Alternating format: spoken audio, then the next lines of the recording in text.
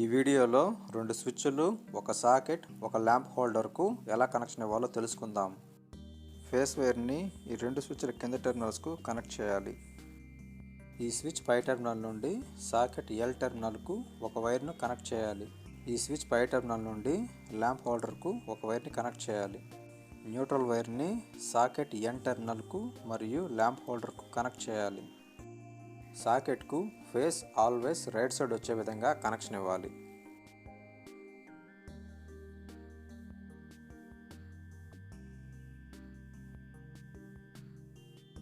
రెండు స్విచ్లకి ఫేస్ కామన్గా ఇవ్వాలి కాబట్టి ఒక లూప్ వైర్ని కనెక్ట్ చేయాలి.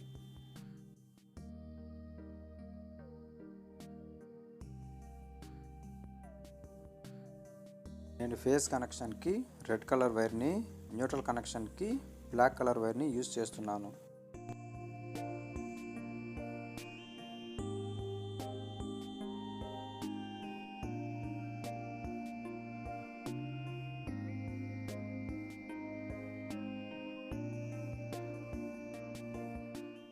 రెడ్ కలర్ వైర్ని ఈ రెండు స్విచ్లకి కామన్గా ఫేస్ వెళ్ళేలా కనెక్ట్ చేశాను.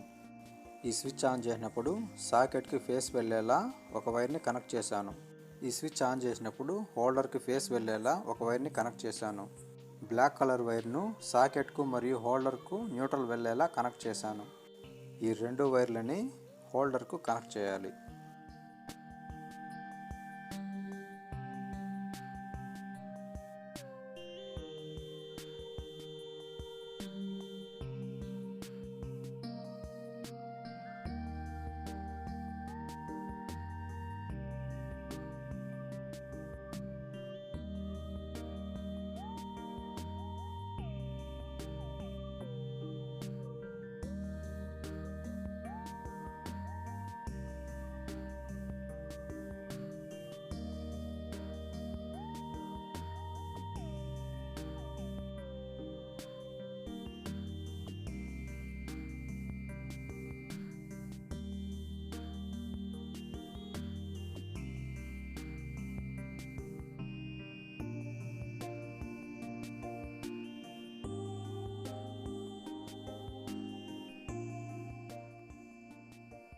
టూ పిన్ ప్లగ్కి ఈ రెండు వైర్లని కనెక్ట్ చేశాను.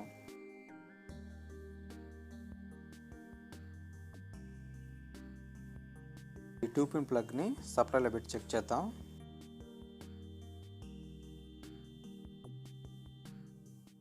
స్విచ్ ఆన్ చేసినప్పుడు మాత్రమే సాకెట్కు ఫేస్ రావాలి.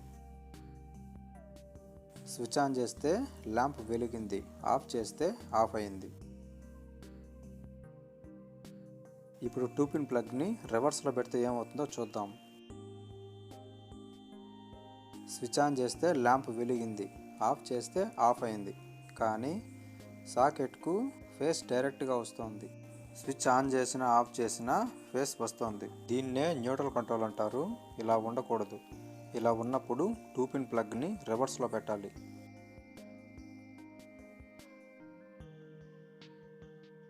ఇప్పుడు స్విచ్ ఆన్ చేసినప్పుడు మాత్రమే సాకెట్కు ఫేస్ వస్తుంది.